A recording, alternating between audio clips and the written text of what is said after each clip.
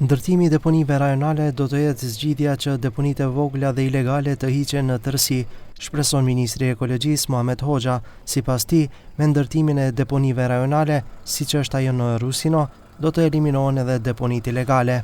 Shpresojmë se me rindërtimin apo me ndërtimin e deponive rajonale, qendrave rajonale për menaxhim me mbeturina, do t'u vjen fundi edhe deponimeve ilegale.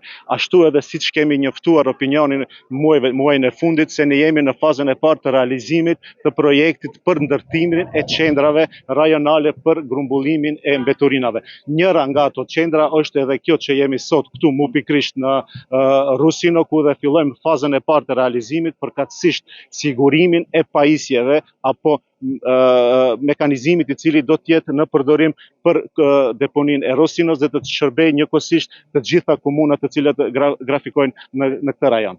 Hoxha sot po ashtu bëri të ditur se deponia rajonale e Rusino, edhe pse ishte planifikuar të zhvendosej nga lokacioni aktual për shkak të ndotjes së ujit dhe afërsisë me qytetin e Gostivarit, nuk do të zhvendoset, por do të investohet në pajisjen dhe modernizimin e saj. Ndërtimi i qendrave rajonale për grumbullimin e mbeturinave do të përfshijë në disa rajone. Njëra nga ato do të jetë edhe ndërtimi i qendrës rajonale për grumbullimin e mbeturinave këtu në Rusino.